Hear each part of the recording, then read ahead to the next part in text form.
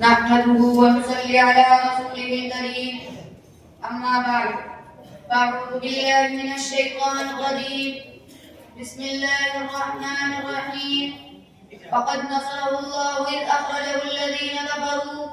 ثاني اثنين إذ هما في الغار صدق الله العظيم. یہ پروانے حشر میں باغے ہرا کے فدائے نبی اور مقرب خدا کے نمونے ہیں یہ سیرت انبیاء کے یہ پھیرے وفا کے قدر حیا کے محترم اساتذہ کرام اور میرے ساتھیوں،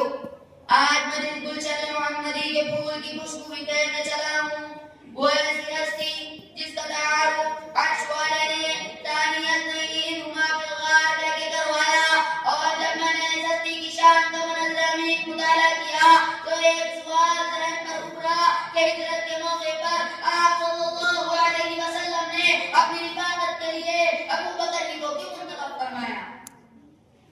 اور مطلوبات کے علاق میں صحابہ رضی اللہ عنہم کی امامت کا تاج انہی کے سر پر کیوں رکھا؟ اس کا جواب اس انداز میں ملا کہ آپ صلی اللہ علیہ وسلم کی نبوت اور رسالت پر سب سے پہلے ایمان لانے والا ابو بکر، جس نے کعبے میں سب سے پہلے خطبہ دیا وہ ابو بکر، جس نے سب سے پہلے کلمہ پڑھا وہ ابو بکر، جو غار میں سب سے پہلے داخل ہوا وہ ابو بکر، جس نے اپنی چادر کو پھاڑا سوالوں کو بند کیا وہ ابو بکر، جس نے اپنی گود کا بستر بنایا وہ ابو بکر، جس نے اپنی گود میں آقا کو سلایا وہ ابو بکر، جو غار سے سب سے پہلے باہر آیا وہ ابو بکر، جس نے بکری کا دودھ دھویا آقا کو پلایا وہ ابو بکر، جو قبا کے مقام پر سب سے پہلے پہنچا وہ ابو بکر، آقا کی زندگی میں جس نے نماز پڑھائی وہ ابو بکر، آقا کے وفات کے بعد جس نے امت کے ایمان کو سنبھالا وہ ابو بکر. میرے دوستو، حضرت ابو بکر صدیق وہ ذات گرامی ہیں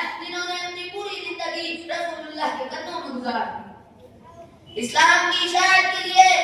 تن من دھن کی بازی لگا دی، حضور صلی اللہ علیہ وسلم کے ساتھ ہمیشہ آپ کے سائے کی طرح رہتے تھے، ہر موقع پر آپ کی مدد کرتے تھے. حضرت ابو بکر صدیق کی شان اندر خود روح تعجب بیان کرتی ہے. الف امام الصحابہ ابو بکر، بعد خطوں کے آگے نہ جھکنے والا ابو بکر، ذات تابع سنت ابو بکر، ذات ثابت قدم رہنے والا ابو بکر، تین سجد و جہاد سرشار ابو بکر، حاضر حسین صحابہ ابو بکر، صادق خلیفہ بلا فصل ابو بکر، ذات دعوت حق دینے والا ابو بکر، ذات ذکر خدا کرنے والا ابو بکر، ذات رہبر امت ابو بکر، ذات زینت صحابہ ابو بکر، تین سزا چوکا سردار ابو بکر، شین شیر خدا ابو بکر، سات صاحب کمال ابو بکر، سات دلالت قدر و دور کرنے والا ابو بکر، سات طاہر و مطہر ابو بکر، سات ظالم و جابر مسلم کذاب کی گردن اڑانے والا ابو بکر، علم سے عامل قرآن ابو بکر، غیب سے غیرت مند ابو بکر، فاطمہ رضی اللہ عنہا کی شادی کا پہلا گواہ ابو بکر، تحت قاری قرآن ابو بکر، تحت تکون مع الصادقین ابو بکر، لا الہ الا اللہ کی صدا بلند کرنے والا ابو بکر، بیم سے مصلی رسول کا امام ابو بکر، نور سے نبوت کو کندھوں پر اٹھانے والا ابو بکر، واؤ سے ولیوں کا سردار ابو بکر،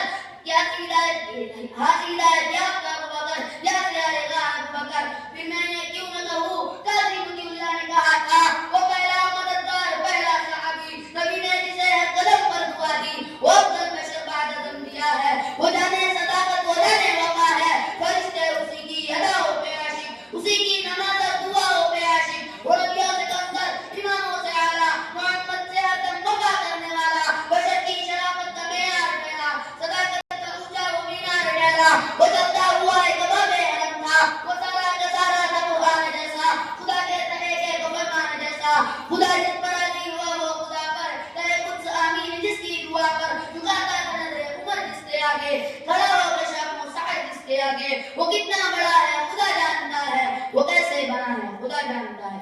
آخر میں دعا ہے کہ اللہ تعالیٰ تمام کو صدیق اکبر حضرت ابو بکر صدیق کی سچی پکی محبت عطا فرمائے اور تمام صحابہ کرام کے نقش قدم پر چلنے کی توفیق عطا فرمائے. توفیق اللہ.